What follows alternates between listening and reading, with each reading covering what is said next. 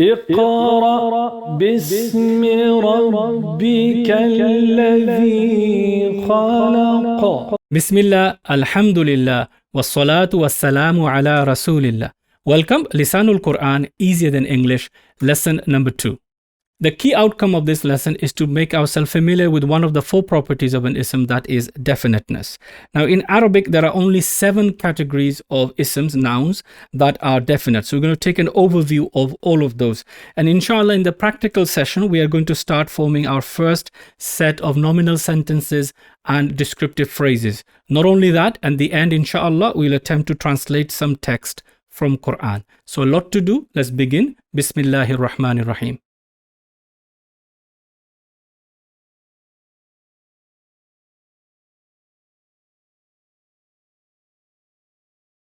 Alhamdulillah, from the first session, we should be familiar with the concept of 4 properties of an ism. Every ism in Arabic will have 4 properties. So if you can imagine, every ism has 4 boxes underneath it. In each box, you need to identify one of the properties. In the first box, you need to identify whether the ism is definite or indefinite. And in the last box, we've already looked at in the last lesson about rafa, nasab, or jar. We just use R, N, and J for short, inshallah. So rafa, nasab, or jar is muslimun, musliman, muslimin, just like muhammadun, muhammadan, muhammadin. So in the last lesson, we looked at that. In this lesson, we're going to look at how to identify, or in particular, look at the 7 categories of isms that are definite in the Arabic language. We will look at gender and number, inshallah ta'ala, in lesson number 3 and 4. Without knowing the 4 properties of an ism, we cannot really use it in a sentence or a phrase, nor can we translate from Arabic to English correctly. So learning the definiteness and as well as the knowledge of ism, knowledge of Iraab that we already have, inshallah ta'ala, we are going to start forming our first set of nominal sentences in lesson number 2. Not only that, inshallah, we'll also start forming a set of descriptive phrases just by using the knowledge of definiteness and Iraab, which we acquired in the last lesson, and definiteness, which we're going to acquire in this lesson. Of course, we've already done some examples of verbal sentences when we illustrated Iraab, but now we're going to focus on these 2 in the practical session. Learning definiteness will also have another big advantage for us. In this list of golden set of vocabulary which has been introduced to you in the previous introductory sessions, I mentioned that there are certain categories of isms that the words are used in the Quran quite frequently. Well, if you learn definiteness, then category number 2, 3, 4, and 5 on this list are all definite. So you can see the huge amount of time these words are being used in the Quran. So we will get 2 advantages. 1, we will be able to start forming sentences and phrases. And number 2, we will be able to identify huge amount of vocabulary in the Quran just by learning definiteness and also using our knowledge of Iraab. The definiteness of an ism. Every ism in the Arabic language will either be referring to something specific or non-specific. If it's referred to something specific, we'll call it definite. The Arabic terminology in grammar is ma'rifa. If it's non-specific, we'll call it nakira, indefinite. Please don't worry about the terminology at this stage. We will pick them up as we use our Arabic, inshallah ta'ala. But now, just understand the concept. So you've got a list of words on the screen which you can easily identify. Book, any book. So it's common, non-specific. House, any man, any girl. So these will be indefinite in English as well as in Arabic. Ma'rifa, on the other hand, I've got Hamid, was a proper noun, name of a specific person, so it's definite. Makkah, he, when I point to somebody, say he is a Muslim, for example, the person I'm pointing to becomes definite. And of course, this, when I point to something, becomes definite. So you've got a rough idea from here what is definite or what is indefinite. Now, you could possibly work out every word, as long as you know its meaning, whether it is definite or not. But fortunately for us, the scholars of the Arabic language have analyzed this language back to front, top to bottom, and have given us 7 categories of isms that are definite in the Arabic language. Apart from these 7, everything else in Arabic will be treated as indefinite. So there are only 7 categories of isms that are definite. So what I'm going to do in this lesson is introduce you to 7 of them. But in particular, we're going to look at the first 4. The other 3, inshallah, we're going to have dedicated lessons on after we have advanced our understanding of Arabic a little bit further. So we'll have dedicated lessons on 5, 6, and 7. For now, we're going to start introducing you 1, 2, 3, and 4 categories and start using them in the practical session to form sentences and phrases. Our first category, al-ismul alam, the proper noun. Now, the proper noun refers to something specific. could be a person, place, or a thing. And it is called proper noun in English. In Arabic, it is called al-ismul-alam, and it is referring to something specific. So let's take a few examples I've got on the screen here. Hamid, name of a person. Fatima, name of a person. London, name of a place. Makkah, name of a place. So these are all proper nouns, and all proper nouns are always definite in Arabic and English. So the first category is relatively easy. Just from the meaning, you can identify whether it is a proper noun. If it is, it will be definite, just like I'm presuming in every other language. Our second category, the pronouns, ad-dama'ir. Now, pronouns refer usually to a noun. So, for example, we have here 3 examples. Huwa, which means he. Anta means you. And ana means I. 3 pronouns for you. They're personal pronouns. And again, I'm sure you're familiar in English. We have many different categories of pronouns. We're going to be focusing on the ones that are most important for Quranic Arabic. But the point for now to note is that every pronoun will always be definite. Why? Because it refers to a definite noun in most cases. So we have here on your golden sets 2 sets which are actually pronouns in far as Arabic terminology is concerned. Number 2, which is your subject pronoun, like he, huwa, anta, you, and ana, I. They are repeated in the Quran 1400 times. And then we have the third set, which is your attached pronouns. They give you that meaning, for example, him, his, that kind of meaning. And they're used in the Quran more than 8,000 times. So we're going to be learning both sets of these. So please note, all pronouns are always definite. This particular set are also in the rafa status because they are subject pronouns. And again, I repeat, I mentioned to you in the lesson on Iraab that Muslimun, Musliman, Muslimin is for 85%. This is not part of the 100% count. These are special cases, and we will look at their Iraab later in more detail. But this particular set will be in the rafa status because they are subject pronouns. Our third category, definite by al. What do we mean by definite by al? Well, in English, when we want to make something definite, a common noun, we simply put the in front. So we say a house, the house. So a house is indefinite, in Arabic baytun. The house is definite, in Arabic al-baytu. The house referring to a specific house becomes definite. So if you can again imagine the 4 boxes, in baytun I put indefinite, al-baytu I put definite. So definite by the use of al. It is exactly the same as using the in the English language. If we look at the screen now, I have 3 words here: a mosque, the mosque; a book, the book; a pen, the pen. Now in English, in Arabic, we have masjidun, a mosque. If I wanted to make that into the mosque, all I do in Arabic is exactly the same as in English, except for I put al in the front.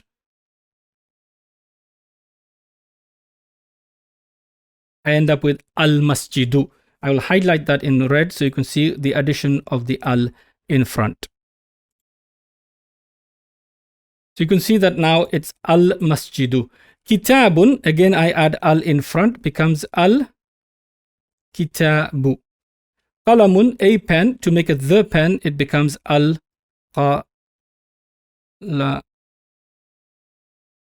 al-qalam. So exactly the same process. The only point to note, which is an obvious point, I'm sure you picked it up so far, even though al is actually a separate word in the Arabic language, it is never written on its own. It is always attached to the word that it is making definite. So you never see al on its own. Whereas in English, I'm sure you've already noted that we write the, then we put a space, and then we put the word that we're making definite. In Arabic, there is no space. The word al is joined onto the word that is making definite. So this is the definite article in Arabic to make a common noun into a proper noun, just like in English with a very simple example. Please remember it. A very important point to note about al. Al is actually made up of 2 parts. We have the first part, which is the Hamzatul Wasl, which you can see here. And the second part is the lam. And that is why it's called al-mu'arrafu bil lam, made definite by lam. But for simplicity, I'm going to call it made definite by al. And these 2 parts come together to form this word. Why we need the Hamzatul Wasl at the beginning? Because in Arabic, you can't really pronounce a word without a vowel sound. Since the lam does not have any vowel sound applied, Hamzatul Wasl comes in, and at the beginning of speech, it helps us to pronounce the word correctly. In some Quranic script, you'll note that the Hamzatul Wasl is symbolized by putting a small sword-like symbol on top of the alif. And that is what Hamzatul Wasl looks like in some Quranic script. In normal Arabic, it is not used. So in normal Arabic, you'll simply see what looks like an alif, and that is your Hamzatul Wasl. And Hamzatul Wasl only appears at the beginning of a word. The reading rules for Hamzatul Wasl you should already know. So usually there is no symbol on it, but the rule is that you will read it with a kasra. So for example here, ibn, I read it ibn, or ij'al. Ij'al. So the normal reading rule is that you read it with a kasra. Now there is an exception if the third letter has a dhamma, which is in this case here. If the third letter has a dhamma, you'll read it with a u sound. So this you will read as unsur. Unsur. So again, u, why? Because the third letter has a dhamma. So this is general reading rule for Hamzatul Wasl. However, whenever it comes to the definite article, it is always read with a fatha. So Hamzatul Wasl is only read with a fatha with the al. So here I've got three examples here. Al-kitabu, al-qamaru, and in the third example I'm going to read ash-shamsu. I'm ignoring the lam in reading. Why? Because this is a shamsi letter. I'm sure you know there are 14 letters in Arabic which are shamsi and 14 which are qamari. So again, one more time. Al-kitabu, al-qamaru, ash-shamsu. Now, the rule again with Hamzatul Wasl is that if the speech does not begin with the Hamzatul Wasl, then you will not read the Hamzatul Wasl. So in this example, I'm going to read this one as wal-kitabu, wal-kitabu. I will read this one as wal-qamaru, and I will read this one as wash-shamsu. Again, you note I'm ignoring completely the Hamzatul Wasl in reading. So please note with Hamzatul Wasl, it is only read at the beginning of a speech. It is not read if something else is recited before it or another sound comes before it. As you can see in the three examples, this is something very, very important about Hamzatul Wasl that you need to note. I'm sure you know it from your Quranic reading. If you did not know, please make a note of this as it will be very useful in your studies. The most important rule regarding the use of al in Arabic is this. You can never ever have in Arabic a word which begins with an al and ends with tanween at the same time. It just will not happen. So you have a choice. Either the word will have al or tanween. It cannot have both. So you cannot put al and tanween together in a word. So for example, here I have example muslimatun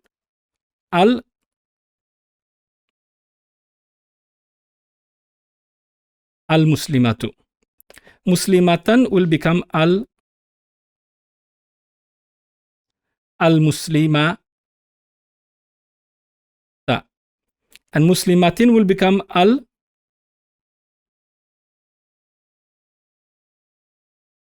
al-muslimati. So you can see very simple. Because I'm adding al, I must get rid of the tanween and put a single corresponding vowel sound. Okay, this is a very, very important rule. You will never ever see in Arabic any word with al and tanween together. Now let's look at the next two examples. Next two example, the first one means believers, plural. I want to say the believers. I'll put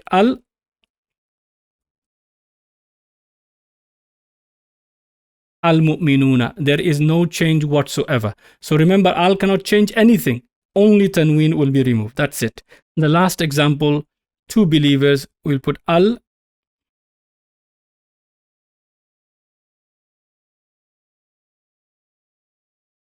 al-mu'minani. Now please take a special note. In these two, I have made no changes to the end whatsoever. So al cannot change anything. Only thing it will do when it's added to a word, it will remove the tanween and you'll have a single corresponding vowel sound. Please remember this. This is a golden rule for the use of al in Arabic. The fourth category, the demonstratives, asma'ul-ishara. Now, asma'ul-ishara in Arabic literally means pointing names and words used to point to something. In English, they're actually a category of pronouns. So in English, they're called demonstrative pronouns. Again, to keep things simple, you can call them pointing words if you like, but I'm going to call them demonstrative nouns. Now, there are two here on the screen, hada and dhalika. Hada and dhalika. What do? Well, one set points to something near. So if I wanted to point to something near, I would say this pen or these pens, if I refer to a group of them. So that's pointing to something near. If I point to something far, I would say that house or those houses. Again, you can see I'm pointing to something far. We have the same in Arabic. We have هذا, which means this, and we have ذلك, which means that. So these are the two I want you to remember. هذا, this, ذلك, that. Again, note that هذا appears in the Quran 225 times and ذلك 479 times. So very frequently words used in the Quran. And there are two sets of them that are used in the Quran. You can see on the screen there with a number of times that are used in the Quran. So very frequent, one set for near, one set for far. We'll study all of them in detail, inshallah, especially the ones that are most commonly used in the Quran. هذا and ذلك is all I need you to remember. هذا for pointing to something close, and ذلك for pointing to something far. And again, they will provide us huge vocabulary when we come to a detailed lesson on this subject. 1049 times they're used, and therefore they are part of your golden set. Category 5, 6, and 7, I'm just going to briefly mention them. Please note them down. Don't worry about them at this stage. I will explain their use in detail in the dedicated lessons for them. The fifth one is the relative nouns, asma'ul mawsula. We use them also in English. They're called relative pronouns. Alladhi, the one who, alladhina, those who. Alladhi, the one who, alladhina, those who. Alladhi 304 times, alladhina 1059 times. Example you already know, Surah Al-Fatiha, Sirat alladhina, which we use every single day of our prayers, alhamdulillah. And we also have alladhi allama bil qalam. Two examples given to you. Again, they're extensively used in the Quran, and we'll have dedicated lesson on them. They're very similar to, for example, in English, if I say, all that glitters is not gold. The word that is a relative pronoun in the sentence structure. They're also part of our golden set, and set number 5. And again, you can see ma, man, alladhi, allati, and few others are used about 3,500 times in the Quran. The sixth category of definite are called the almunadah, the vocative. It's when you address somebody. So imagine a room full of people. I want to address one particular man. I say, ya rajul. So that person becomes definite, even though the word is indefinite, man, any man. But because I'm addressing somebody in particular, it becomes definite. And this is called munada, and it's used quite extensively in the Quran. Again, it's similar in English to common spoken English, where it's a man or oh bro, that kind of thing. When you attract somebody's attention, it's called the munada, and that's your sixth category of ism that is definite in the Arabic language. The seventh, related to a definite, al-mudafu ila ma'arifa. Now this sounds a bit convoluted, but it's a very simple concept. When you have something which is indefinite and you relate it to something definite. For example, if I say a book, it could be anybody's book. But if I say Hamid's book, now that book becomes definite. And that's all that it means. It means something which is indefinite, but is now related to something definite. So for example, if I say my pen, it's now a specific pen. It's not any pen. Or Hamid's pen, it becomes specific. And that's all the seventh category means. And again, we will have dedicated lesson on them, on how to translate them correctly in Arabic.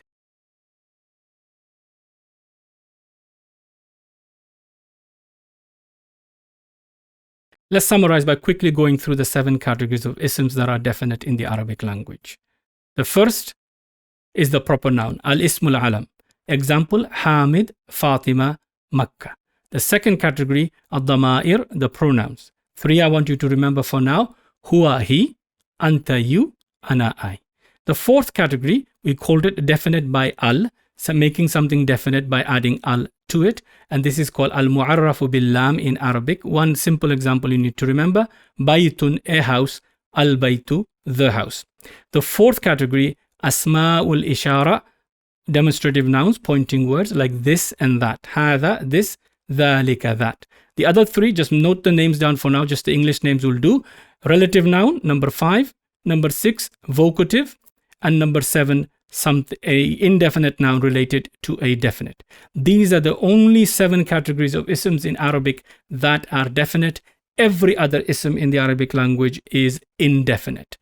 Let's do a quick test, see if we can recall which word is definite, which word is not, depend on what I've just shared with you. Now let's take a set of the words that are on the screen. The first word I have is Muhammadun. It's a name, a proper name. So is it definite or indefinite? I'm sure you will agree that this is definite. Why? Because it's referring to a specific person.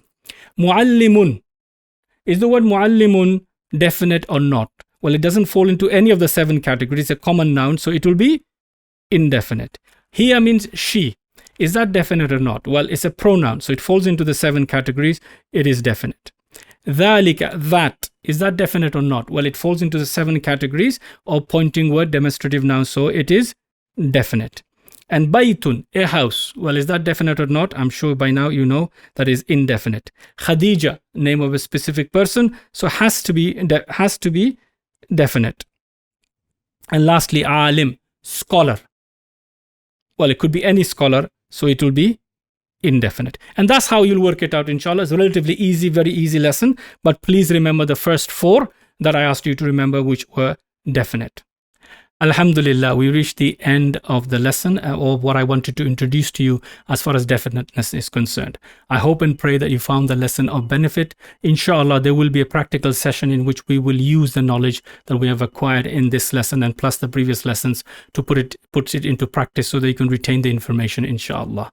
Again, I'd like to thank you for watching the videos. If you have had benefit from these lessons, please do share them with your family, friends, and the ummah at large. The more of you subscribe, more people will be able to pick it up on their searches as well. Inshallah, it will benefit in getting the message out to the ummah itself. May Allah subhanahu wa ta'ala bless you for your support, your kind words. If there are anything in the course which is a mistake or errors, please do let us know. We will try our level best to correct them in the forthcoming versions, inshallah. And also, if there's anything we can do to improve the method of delivery, again, do let us know. We will take all your comments positively, and we ask for your dua and your support. May Allah subhanahu wa ta'ala bless you with the very best in this world and the hereafter for your intention in learning Arabic to understand Quran, and may Allah make the path easy for all of us. I look forward to seeing you in the next session. Assalamu alaikum wa rahmatullahi wa barakatuhu. الذي علم بالقلم